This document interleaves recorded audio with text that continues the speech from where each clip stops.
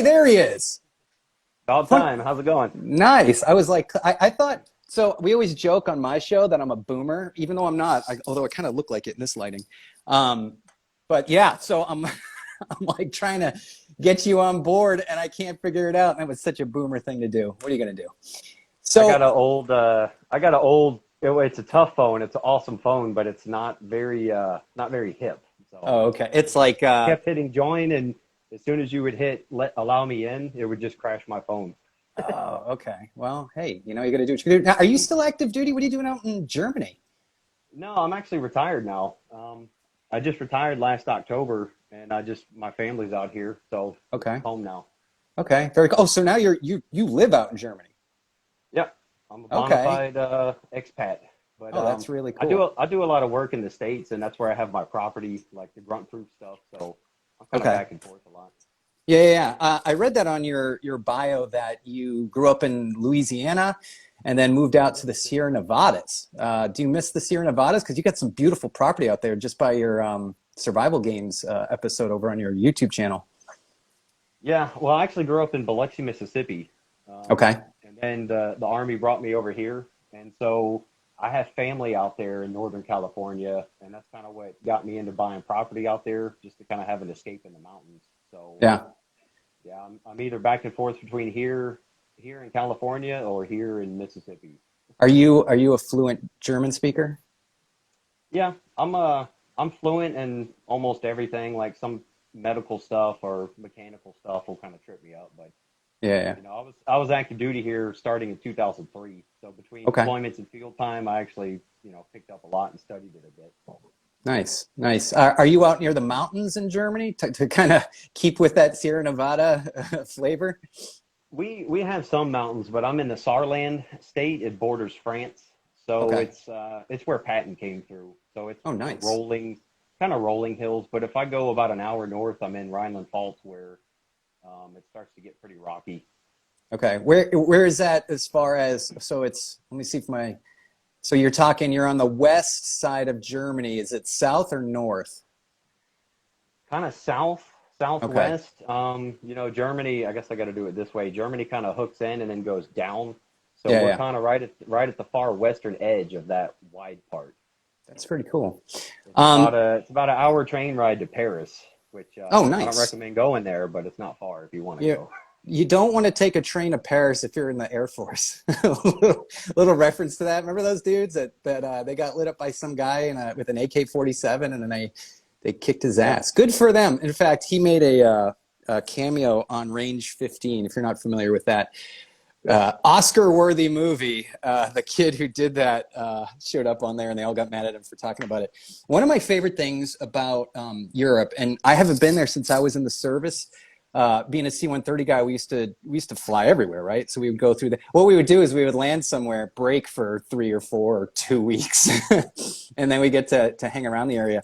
The best part about Europe, which if you're if you're born in America, you don't get this feeling if you've never been over there. But to be able to sit or be on a street that's been there for like 1,500 years, or see a farmer's field that's been there since the Roman days, and you're like, wow, this is incredible. It really puts perspective on everything because we tend to get all, I don't know, spun up on the daily things. And then when you see something and you realize, I'm just a drop in the bucket. I don't know. Do you see a lot of old stuff out there? Oh yeah, where we're at, it's there's a lot of old Roman stuff, and then there's a lot of old Celtic stuff. So you could be Nice. walking Yeah, down that's right. a path, and you just see a Grabhügel. That's like a burial mound. Hmm. And there's actually a famous one right down the road from us where there's an old Roman, I think they call it a Bastille or something. It's like a huge garden, just like a wellness thing they had. And then Okay. right behind that are these massive Celtic burial mounds. So they're like two time periods overlapping, like right there on the same site. That's so cool. That's where I was a history major, if you can't tell, when I was undergrad. But the Celts really early on, I want to say it was before the Romans moved right across Europe, and that's where all this came from, this dark hair, because they went through Spain, they went up through all they made it pretty far. I want to say they didn't get pushed back till maybe the either the Germanic tribes or the Romans pushed them back, and then they went back to their island. They said, we're just going to sit here and drink Guinness, I guess, for the rest of eternity. So when did you join the military? You were Army, right? Yeah, I joined Army Infantry in 2003, right when Okay. like right I was a delayed entry guy, so I joined in January of 2000, yeah, 2003, and so I got to watch the invasion live while Yep. I waited to go to basic training, and then yeah, I did 4 years active duty doing that. Two tours to Iraq. One of those was to Ramadi during the big Battle of Ramadi, the famous period. '06? Was that '06? Oh five, oh six. Yeah, we Yeah. were the first AD that was kind of made famous because of the Jocko stuff now. But Hmm. I didn't work with them. I never saw those guys, but you know, they kind of helped make that time period famous because Ramadi was bad all the time. But Yeah, it wasn't a good place. yeah, they had just cleared out Fallujah a couple months before we showed up, so pretty much that whole area we just pushed bad guys back and forth. And so Nice. Fallujah calmed down, and then Ramadi heated up. On the 21 Gun podcast, we had Scott Husing on. He's since become a good friend, but he wrote a book called Echo and Ramadi. Now, it's a Marine Corps book. I get it, your Army, but he talks a lot about the joint operations that you guys took place in it, back in those days. Yeah, not a pleasant place to be. During that time, we had some navigation errors in our aircraft, which was probably the navigator. That's who I was. And we accidentally did a low level right over Ramadi. God, that must have been '06. And I remember we were not happy with that choice. So if you ever remember being buzzed by a Herc that was completely lost, might have been me. I won't blow up the name of the pilot who I was with, but sometimes you get task saturated over there, and you do stupid things. So then the rest you That's one. Sorry, go ahead. I just want to say that's one thing that I enjoyed about that was you know, we have this kind of rivalry between the Marine and Army, especially the infantry. Mhm. But the I can't remember the guys we worked with there. There was like, you know, several different Marine battalions, and most of their guys were in the city. But I had a blast working with those dudes. They Yeah, were the infantry guys. They were like some of the best guys I've ever worked with. So yeah, Marines are great. it was fun. Yeah. We like to pick on them, but they're great people. We did a massive swap out. In fact, I want to say we spent a whole deployment basically working for the Marines out of. Do you remember Al Taqatum next to Fallujah? Is that It's what we this call little TQ? TQ. Yeah, I Okay, probably am saying it wrong, but it was right on the river, and man, we did operations day and night, day and night. I think it was right before Fallujah one, which would have been '04. I don't know. Do you know what's scary, man? Is that we talk about it and my brain still likes to register it as, oh yeah, a couple years ago I was there, a couple years. Dude, we're working on 20 years. yeah. think Yeah. about think about being a kid in the '90s, and you met some like Vietnam veteran. They were dealing with stuff 20, they were 20 years out of pulling ops in the jungle, and it seems so ancient at the time, but now it's like, no, we just did that. Now we're the old guys.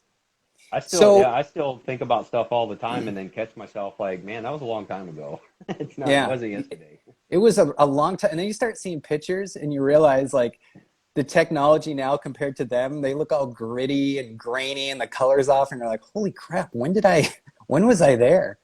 But time flies, I guess. So then you started, well, let's first talk about, I tried to do the math there with the delayed entry. Did you get medically discharged, or how did you end up retiring? It seems like a little bit Yeah, early. yeah, I did 18 total years, 10 as active and 8 as reserves over here in Okay. Europe. And then, yeah, every year when I'd go to PHA, the doctor would look at me and my records and he's like, "Do you want to keep doing this?" And I kept saying, "Yeah." And then, you know, finally, I think 2 years ago, I was like, "I don't know, I think I'm done." And so I didn't have the plan to med board and retire early. It just kind of happened that way. And then probably about halfway through the process, I was doing some research and realized that, you know, when you retire traditionally as a reservist, you wait till you're 65 to get like half of your pay. That's With the right. med Yeah. board, you get your pay immediately, so it's still half the pay. Well, it's like 55%, and then but you get it immediately. So then because I was kind of wondering if I should get out or if I could push it any further. But then when I saw that, I was like, all right, well, I am kind of done. I mean, my back's been destroyed since the Ramadi days, so I've pretty much just been sucking it up. I did another Afghanistan deployment as a reservist. Like we did civil affairs over here in Germany, and that was pretty fun. But pretty much every year, just grinding, tearing up the back even more, and all the other stuff. I just kind of started. It started to get old. Yeah, there comes a point in everyone's life where you realize. So I same thing. I got medically retired due to an injury in the aircraft over Iraq, and I was talking to my buddy. He came and visited me. Gosh, now coronavirus like makes all time, like it changes it, because I don't remember now. I want to say it was last year, but it could have been 2 years ago. It doesn't matter. We're chatting, and I was like, man, I still miss it. I miss the operations. I miss working with you guys. And he's like, dude, you're 40. You wouldn't be doing operations. You'd be sitting at a desk somewhere pushing OPRs and EPRs and answering to some guy at what we would call wing. You guys would probably be called battalion or whatever. And I was like, yeah, you know what? The glory days are truly when you're younger. Enjoy it. The military does tend to use us to our full capacity. And then if someone says, and this is my advice for anyone who's in right now, if someone says, hey, do you know what? You're a little chewed up. Maybe it's time to become a civilian. Just take them up on that. Just take them up on that. It's not going to get any better. As I'm a PA now, and I see people with banged up knees and arthritis in their spine, and they always have this feeling like, okay, when is it going to get better? And it's like, no, you understand that stuff doesn't get better. That's your body telling you you're on your way out. Yeah. Not as dramatic, but you know what I mean. So I read in your bio that at some point you started having some issues with PTSD. Was that back when you first did your deployments over in Iraq, or was that after your 18 years you had time to kind of digest everything that you experienced? When did you start first noticing those issues? Pretty much immediately when I left active duty after the first 4 years. I just did a separation and then went into the reserves and hung out for a while. So it's almost immediately, you lose that. I think I was 23 at the time, so went from a very high op tempo with the infantry to trying to get into the civilian world, especially over here in Europe. And so you lose that mission and you lose all the guys around you, Yep. We lost a lot of good guys over there in Ramadi, and we went through a lot of stuff. So leaving them behind, I just kind of felt alone and cut off over here. So it pretty much hit me almost immediately. And then so, I actually, I didn't try to be like a tough guy. I actually started seeking help pretty quickly. And so, like, launch stool was pretty good. And with the reserves, I had a way in to start to see people. But as far as what you read in the bio, like, I think it was 2011 or so, I started visiting my family out there in the Sierra Nevadas. And that's when I realized I needed to just get back outdoors again. Because, growing up in Mississippi, I wasn't really the stereotype, but I was out in the woods a lot as a kid, getting dirty, throwing rocks and sticks. And so the infantry was kind of home, sleeping out in the mud was no problem. So once I reconnected with nature out there in the mountains, that was kind of like the best therapy for me, and kind of made me realize, like, all right, well, this is a good way to, find a new mission in life. And so I tried a bunch of other things, but eventually I settled on Grunt Proof, and that's been pretty cool because I get to have fun in the woods still, and then I can also, show people things I learned along the way, and and of course we have the survival games going. Yeah. There's that's the one thing doing the 21 Gun podcast that I loved, because I came in doing that show without really addressing anything that I was dealing with, and every interview, gosh, I want to say we've had to have done 200 interviews at this point, but every interview I learned something from somebody about how to address issues. Things like I think they call it wind therapy, where they ride motorcycles, agrotherapy. I had this guy, Don Tobel, OD Green, shout out to him.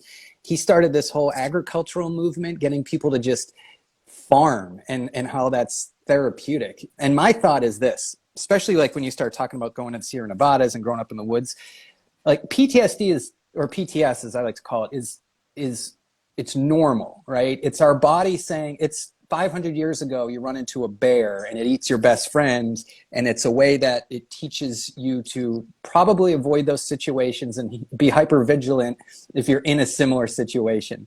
The problem with human beings is that we experience it over and over, and because we become part of a system. Instead of avoiding an area of the mountains where there's bears, they push you, especially in the military, they're pushing you back into those situations over and over again. And it just glitches. It glitches the system.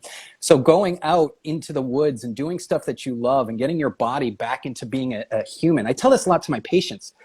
We're animals, right? I mean, we can get philosophical, you can get religious, whatever, but down to the core of it, we're animals, and we have to treat ourselves that way. Whether that's eating right, going outside and just living under the stars, fresh air, climbing, using your body the way it is, you will get so much improvement with that. Grunt Proof is pretty cool. I went through your page over at, it's over on YouTube, and you obviously have a website. When did you decide to do that? It's kind of an interesting route to go. I think a couple years ago, I started with a different name, and I was just kind of ranting and raving, just trying things out, I was putting up old videos of us screwing around in the Army, and I might use those like later on in the future for fun. But then I think it started off like testing gear.